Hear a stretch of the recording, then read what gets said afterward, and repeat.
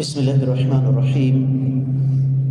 إن الحمد لله نحمده ونستعينه ونستغفره ونعوذ بالله من شرور أنفسنا وسيئات أعمالنا. من يهده الله فلا مضل له ومن يضلل فلا هادي له. وأشهد أن لا إله إلا الله وحده لا شريك له وأشهد أن محمدا عبده ورسوله. يا أيها الذين آمنوا اتقوا الله حق تقاته ولا تموتن إلا وأنتم مسلمون. يا أيها الناس اتقوا ربكم الذي خلقكم من نفس واحدة وخلق منها زوجها وبث منهما رجالا كثيرا ونساء. واتقوا الله الذي تساءلون به والأرحام إن الله كان عليكم رقيبا. يا أيها الذين آمنوا اتقوا الله وقولوا قولا سديدا يصلح لكم أعمالكم ويغفر لكم ذنوبكم ومن يطع الله ورسوله فقد فاز فوزا عظيما. أما بعد فإن خير الحديث كتاب الله وخير الهدي هدي محمد صلى الله عليه وسلم وشر الأمور محدثاتها وكل محدثة بدعة وكل بدعة ضلالة وكل ضلالة في النار.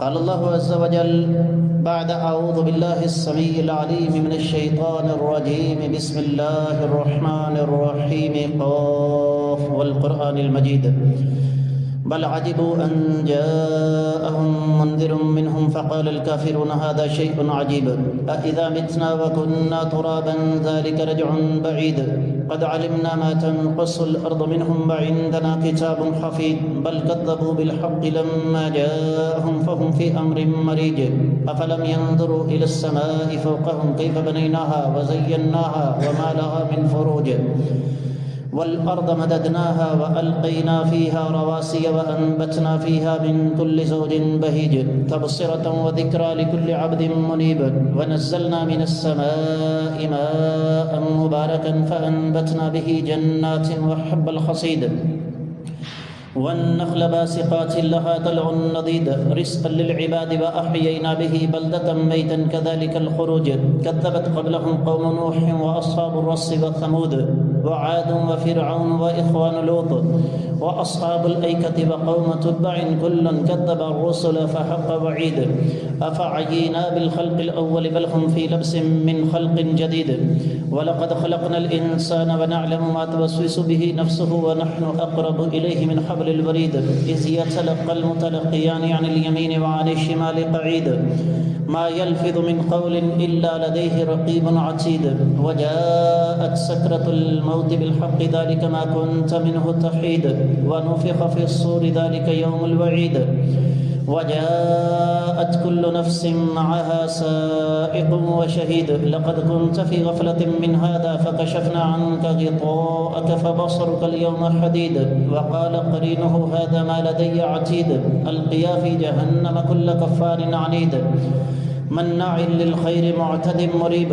الذي جعل مع الله إلها آخر فألقياه في العذاب الشديد قال قرينه ربنا ما أطغيته ولكن كان في ضلال بعيد قال لا تختصموا لدي وقد قدمت إليكم بالوعيد ما يبدل القول لدي وما أنا بظلام للعبيد يوم نقول لجهنم هل امتلأت وتقول هل من مزيد وأزلفت الجنة للمتقين غير بعيد هذا ما توعدون لكل أواب حفيظ من خشي الرحمن بالغيب وجاء بقلب منيب ادخلوها بسلام ذلك يوم الخلود لهم ما يشاءون فيها ولدينا مزيد وكم أهلكنا قبلهم من قرن هم أشد منهم بطشا فنقبوا في البلاد هل من محيص إن في ذلك لذكرى لمن كان له قلب أو ألقى السمع وهو شهيد ولقد خلقنا السماوات والأرض وما بينهما في 6 أيام وما مسنا من لغوب فاصبر على ما يقولون وسبح بحمد ربك قبل طلوع الشمس وقبل الغروب ومن الليل فسبحه وأدبار السجود واستمع يوم ينادي المنادي من مكان قريب يوم يسمعون الصيحة بالحق ذلك يوم الخروج إنا نحن نحيي ونميت وإلينا المصير يوم تشقق الأرض عنهم سراعا ذلك حشر علينا يسير نحن أعلم بما يقولون وما أنت عليهم بجبار فذكر بالقرآن من يخاف وعيد۔ معزز خواتین و حضرات، میں سب سے پہلے اپنے آپ کو اور اس کے بعد آپ سب لوگوں کو اللہ رب العزت سے ڈرنے کی تلقین کرتا ہوں۔ اور جو انسان اللہ رب العزت سے ڈر جاتا ہے، اللہ رب العزت اس پر کافی سارے انعامات فرماتے ہیں، لیکن ان میں سے 2 انعام خاص طور پر قابل ذکر ہیں۔ سب سے پہلا، اللہ رب العزت اسے بہت ساری خامیوں، کوتاہیوں، کمیوں سے بچا لیتے ہیں۔ اور دوسرا، رب کائنات پھر اس کے اندر بہت ساری خوبیاں پیدا کر دیتے ہیں۔ آج رب کائنات کی توفیق اور ذات بابرکات کے فضل و کرم سے 15 شعبان 1446 ہجری ہے، دوسری طرف 14 فروری 2025 عیسوی، اور ہمارا آج کا موضوع قیامت والے دن وہ بدترین انسان کون ہوگا جس کی 2 زبانیں ہوں گی۔ مقصد کیا ہے؟ یہ بھی رب کائنات کا فضل و کرم ہے کہ اللہ تعالیٰ نے ہمیں وقت سے پہلے بتا دیا کہ جس بد نصیب انسان کے اندر یہ خامیاں ہوں گی وہ قیامت کے روز 2 زبانوں کے ساتھ آئے گا۔ کیوں؟ تاکہ میں اور آپ آج، ابھی اور اسی وقت اپنا محاسبہ کریں، اور اگر یہ خامیاں، یہ کمیاں، یہ کوتاہیاں ہمارے اندر موجود ہیں تو ہم ان سے جہاں تک ہو سکے بچنے کی کوشش کریں۔ آج کے ہمارے خطبہ جمعہ کی اساس اور بنیاد نبی رحمت صلی اللہ علیہ وآلہ وسلم کے کچھ فرامین ہیں۔ ان میں سے سب سے پہلے صحیح بخاری میں موجود ایک حدیث کا تذکرہ کروں گا۔ آقا علیہ الصلوۃ والسلام نے ارشاد فرمایا، تجدون الناس معادن۔ یہ حدیث آپ کو یوں لگے گی جیسے خاص طور پر ہماری پاکستانی قوم کے بارے میں ہے، اس لیے کہ یہ قوم اس حدیث پر بالکل پوری اترتی ہے۔ فرمایا، آپ لوگوں کو ایسے پاؤ گے جیسے معدنیات کے خزانے ہوتے ہیں، کانیں ہوتی ہیں۔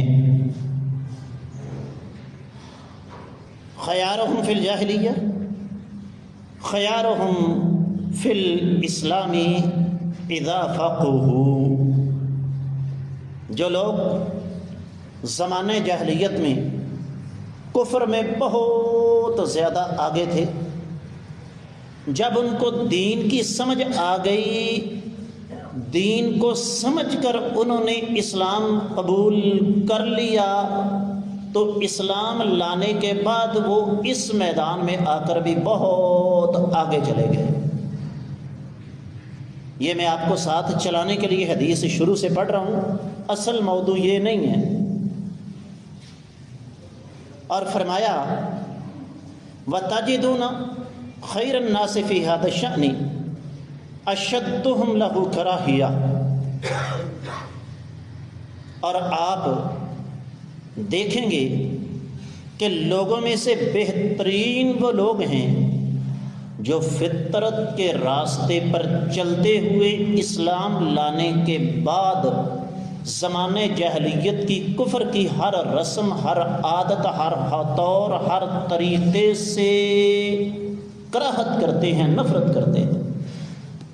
اب یہ بات سمجھانے کے بعد آقا علیہ الصلوۃ والسلام نے ارشاد فرمایا وَتَجِدُونَ شِرَّ النَّاسِ ذَا الْوَجْهَيْنِ، یہ ہے اصل بات، اور یہ حدیث آپ کے پاس امانت ہے، جہاں تک میری آواز جا رہی ہے آپ نے اس حدیث کو یاد کرنا ہے، اور اول تو 10، اگر 10 نہیں تو کم از کم 5 افراد تک یہ حدیث سنانی ہے۔ جمعے کا مقصد تب پورا ہوگا، لیکن اس سے پہلے خود عمل کرنا ہے۔ فرمایا آپ دیکھیں گے کہ بدترین وہ لوگ ہیں جن کے 2 چہرے ہیں، یأتی ہؤلاء بوجہ و ہؤلاء بوجہ، جب کسی خاص لوگوں کے پاس یہ لوگ جاتے ہیں تو ان کا چہرہ کچھ اور ہوتا ہے، اور جب دوسرے لوگوں کے پاس جاتے ہیں تو ان کا چہرہ کچھ اور ہوتا ہے۔ آپ کے چہروں کے تاثرات بتا رہے ہیں کہ آپ کو سمجھ آ گئی ہے میں سمجھانا کیا چاہتا ہوں۔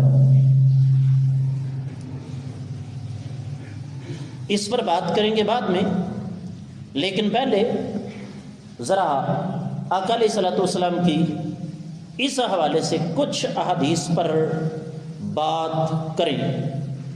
یہ میں نے آپ کو حدیث سنائی صحیح بخاری کی، تفصیل حوالہ کسی بھائی کو چاہیے میں انشاءاللہ جمعے کے بعد حاضر ہوں، مل جائے گا۔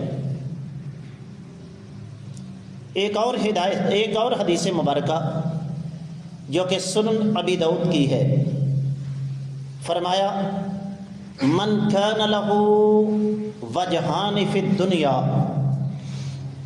کان لہ یوم القیامت لسانان من نار، جس بد نصیب انسان کے دنیا میں 2 چہرے ہوں گے نا، قیامت والے دن اس کی آگ سے بنی ہوئی 2 زبانیں ہوں گی۔ میرا خیال ہے آپ سمجھ گئے ہیں کہ اصل بات کیا ہے۔ بنیادی طور پر شریعت اسلامیہ کا جو مزاج ہے وہ یہ ہے کہ انسان کی طبیعت اور انسان کا مزاج بالکل سیدھا اور صاف ہونا چاہیے، اور شریعت کا مزاج بھی یہی ہے۔ میں اس کے لیے ایک مثال آپ کو دوں گا۔ میرے اللہ نے تربیت کیسے فرمائی۔ آقا علیہ الصلوۃ والسلام سرداران قریش کے پاس بیٹھے ہوئے تھے، اور یہ جو کچھ ہو رہا تھا یہ رب کائنات کی مشیت اور اللہ تعالیٰ کی قدرت کے تحت ہو رہا تھا۔ اس دوران سیدنا عبداللہ بن ام مکتوم رضی اللہ تعالی عنہ، میرے آقا علیہ الصلوۃ والسلام کے صحابی جو آنکھوں سے نبینہ تھے، وہ تشریف لے آئے۔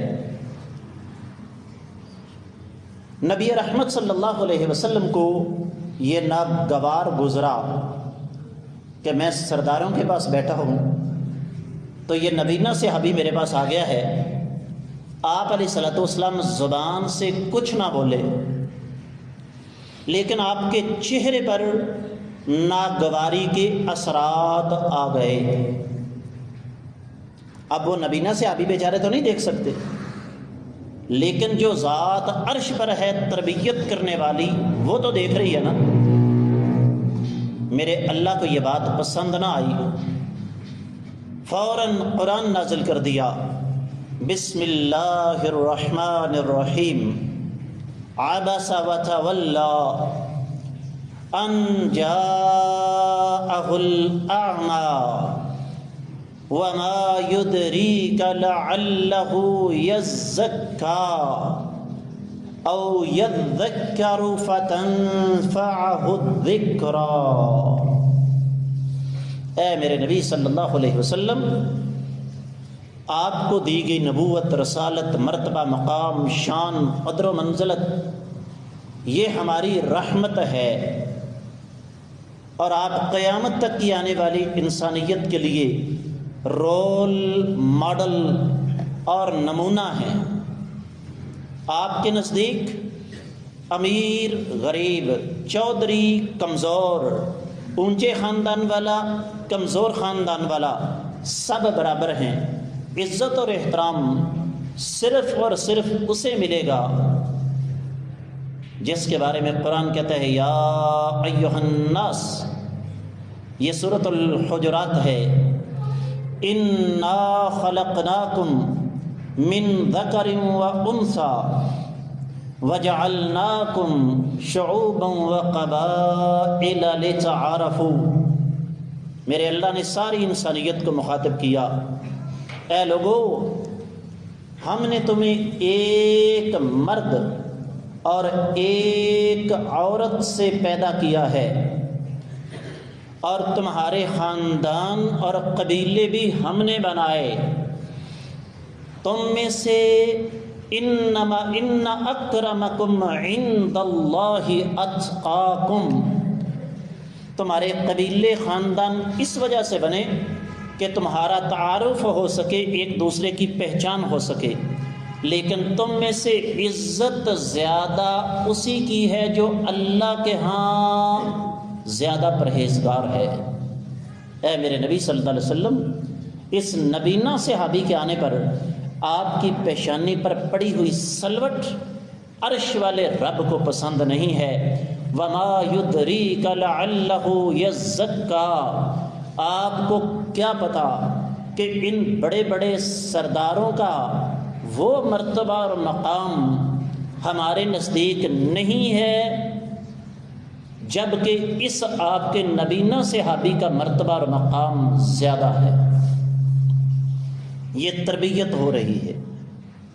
اب اس کے بارے میں اگر کوئی سمجھ لے کہ جناب یہ تو کائنات کے امام صلی اللہ علیہ وسلم کی تنقیص ہے، اس کو تنقیص نہیں کہا جا سکتا، نبی کی شان ہی یہی ہوتی ہے۔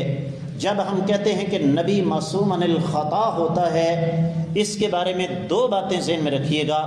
پہلی بات تو یہ ہے کہ نبی کبیرہ گناہ نہیں کر سکتا، اور دوسرا مطلب اس کا یہ ہے کہ چھوٹے موٹے امور اگر نبی سے سرزد ہو جائیں تو اللہ تعالیٰ فوری طور پر اس کی اصلاح فرما دیتے ہیں۔ یہاں پر میرے اللہ نے آقا علیہ الصلوۃ والسلام کی اصلاح فرمائی، لیکن دراصل میری اور آپ کی تربیت فرمائی۔ اب یہ جو ہماری پچھلی کو 13-14 منٹ کی گفتگو ہے، اس کی روشنی میں ذرا میں اور آپ اپنا جائزہ لیں، ہم کس مقام پر کھڑے ہیں۔ ایک ہے کسی انسان کے مرتبے مقام عمر کے لحاظ سے اس کو اہمیت دینا۔ ظاہر بات ہے اگر میرے پاس یہاں کوئی عالم دین آئے گا، کوئی دین کا طالب علم آئے گا، جو میرا رویہ اس کے ساتھ ہوگا وہ ایک عام آدمی کے ساتھ نہیں ہوگا، لیکن اس کی اساس اور بنیاد علم ہوگی، اس کی اساس اور بنیاد دین ہوگا۔ بالکل اسی طریقے سے ایک سفید داڑھی والے بزرگ اگر مجھے ملتے ہیں، مجھ سے کوئی سوال کرتے ہیں، تو جو رویہ میرا ان کے ساتھ ہوگا وہ ایک جوان آدمی کے ساتھ نہیں ہوگا، کیونکہ بزرگوں کو عمر میں بڑا ہونے کی وجہ سے بہرحال کوئی نہ کوئی فائدہ تو ملنا چاہیے، ان کا احترام اپنی جگہ۔ یہ منافقت نہیں ہے، یہ دو رخی نہیں ہے، یہ دو چہرے نہیں ہیں۔ دو چہرے کیا ہیں؟ میں سب سے پہلے اپنے طبقے کی بات کروں گا، اس لیے کہ ہم پر ہمیشہ اعتراض ہوتا ہے جی علماء کرام اپنے ساتھیوں کو کچھ نہیں کہتے۔ میں سب سے پہلے بات ہی اپنے طبقے کی کروں گا، الفاظ پر غور کیجئے گا۔ میرے نزدیک دنیا کا بدترین خائن وہ مولوی ہے جو اپنا فتویٰ بندے کی مالی حیثیت اور دنیاوی پوزیشن دیکھ کر تبدیل کر لیتا ہے۔ سونی صاحب تمہیں بھی میرے تے بڑا غصہ چڑھتا ہے اس واسطے کہ میں تہاڈی پسند دے مسئلے تمہیں نہیں دستا. صاف اور سیدھی بات ہے، اصلی نسلی اور خالص عالم دین وہ ہے جس کا فتویٰ آدمی کی مالی حیثیت اور دنیاوی پوزیشن دیکھ کر تبدیل نہ ہو. میں بہت سارے بھائیوں کو کہہ دیتا ہوں، میں کہتا ہوں بھائی جان آپ نے غلط چینل پکڑ لیا، غلط آدمی کا آپ نے انتخاب کر لیا، آپ کو آپ کی مرضی کا فتویٰ نہیں مل سکتا.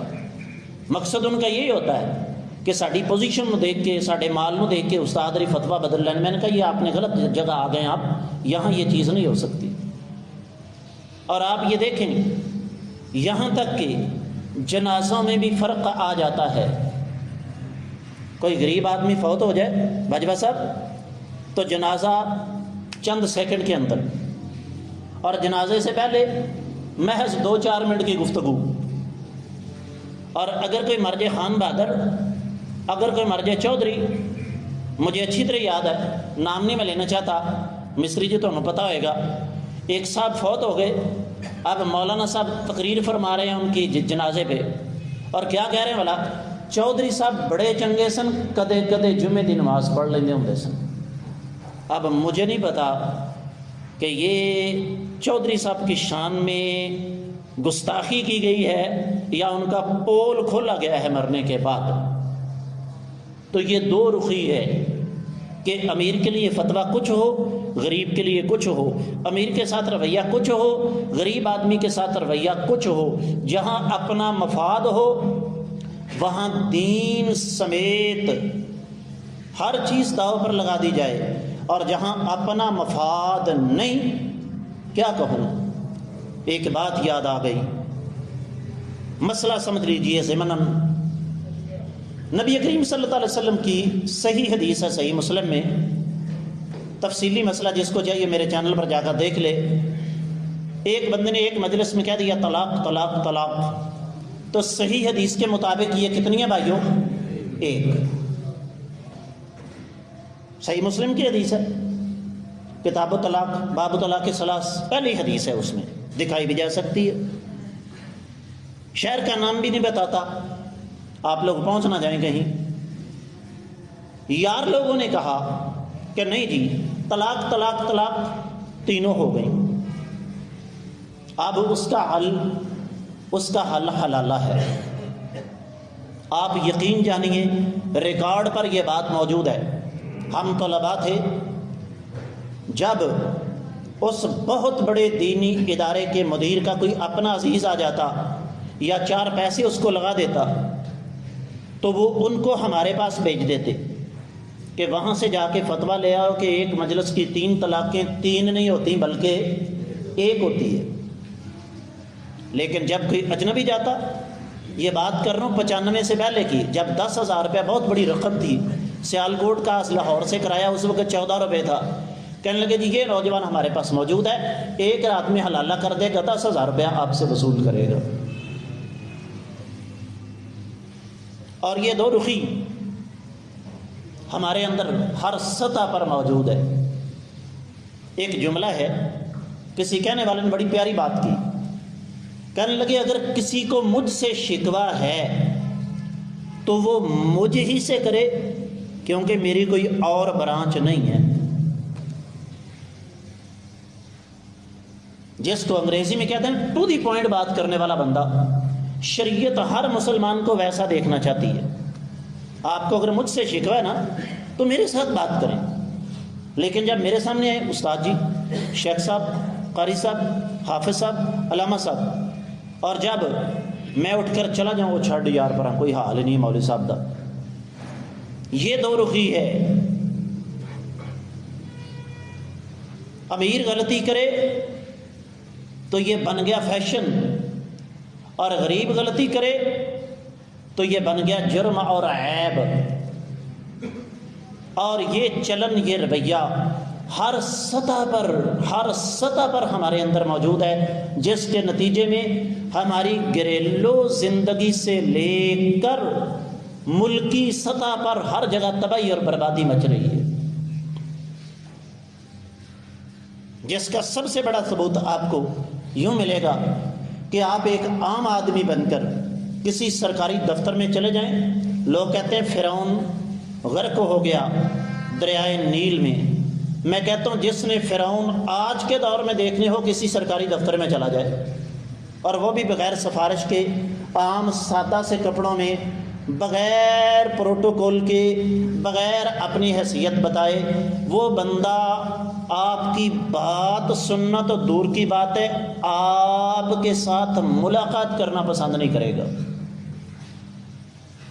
اور اگر آپ اپنا نہیں کسی کا کارڈ بھیج دیں، اس کے ساتھ 5-10 عہدے لکھے ہوں، تعلیم کی 5-10 ڈگریاں لکھی ہوں، اس آدمی کو پتہ چل جائے سرکاری افسر کو کہ یہ اچھی خاصی موٹی اسامی ہے، تو کیا ہوگا؟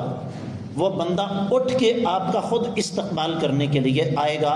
یہ ہے دو روحی۔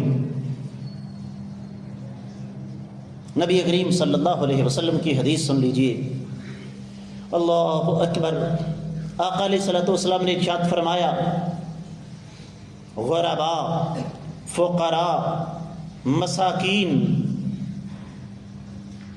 یہ متمول طبقے کی نسبت کئی 100 سال پہلے جنت میں چلے جائیں گے۔ اور ایک اور حدیث سن لیجیے، فرمایا رب کائنات تمہیں ان کمزوروں کی وجہ سے رزق عطا فرماتے ہیں۔ منافقت ہے کہ ہم کسی آدمی کی حیثیت کا اندازہ اس کی گاڑی، اس کے لباس، اس کی رہائش، اس کی دولت اور اس کی شخصیت سے لگائیں۔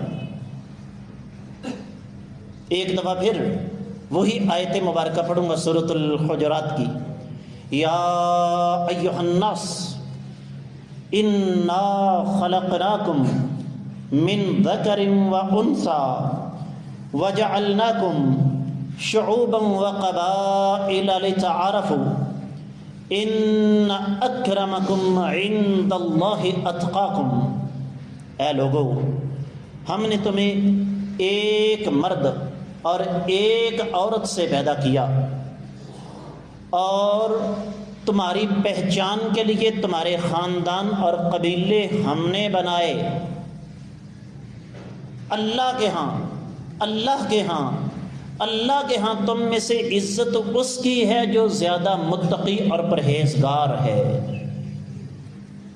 آج معیارات بدل گئے۔ اگر آج کے معیار کو سامنے رکھا جائے تو اپنی ایمانداری سے بتائیے، سیدنا ابو ہریرہ رضی اللہ تعالی عنہ، وہ میرے آقا علیہ الصلوۃ والسلام کا بھوکا ننگا صحابی، جس نے ہفتہ ہفتہ بھوکا پیاسا رہ کے احادیث جمع کی، وہ بلال حبشی جس کو ظالم اس کے آقا نے اس قدر اذیتیں دیں کہ دہتے کوئلوں پر لٹا کے کمر کا سارا گوشت جلا دیا، سیدنا سلمان فارسی، اس طرح کی دیگر وہ ہستیاں جنہوں نے اسلام کے پودے کی آبیاری اپنے خون کے ساتھ کی، ہمارے نزدیک تو پھر ان کی حیثیت ہی کوئی نہیں۔ اس لیے اگر میں اور آپ یہ چاہتے ہیں کہ قیامت کے روز میری اور آپ کی آگ سے بنی ہوئی دو زبانیں نہ ہوں، تو ہمیں یہ دو رنگی چھوڑنا ہوگی، دو چہرے چھوڑ کر ایک چہرہ اختیار کرنا پڑے گا۔ نتیجہ اس کا بھگتنا پڑتا ہے۔ سب سے پہلا نتیجہ یہ نکلے گا کہ ہمارے ارد گرد مطلب پرست، مفاد پرست لوگ بھاگ جائیں گے، ہم اکیلے رہ جائیں گے۔ قرآن کہتا ہے قلیل من عبادی الشکور، تھوڑے بندے ہیں جو اللہ کا شکر ادا کرتے ہیں۔ شریعت کا مزاج اکثریت ہے ہی نہیں، شریعت اکثریت کو پسند ہی نہیں کرتی۔ آج بھی آپ دیکھ لیں، نیکی کی راہ پر چلنے والے تھوڑے، نمازی تھوڑے، اللہ سے ڈرنے والے تھوڑے، شیطان کے پجاری زیادہ ہیں۔ لہذا آج ابھی اور اسی وقت ہم اپنے اللہ سے عزم کریں کہ ہم دو رنگی چھوڑ کر ایک رنگ اختیار کریں گے۔ اللہ تعالیٰ سمجھنے کی توفیق عطا فرمائے۔ السلام علیکم ورحمۃ اللہ وبرکاتہ۔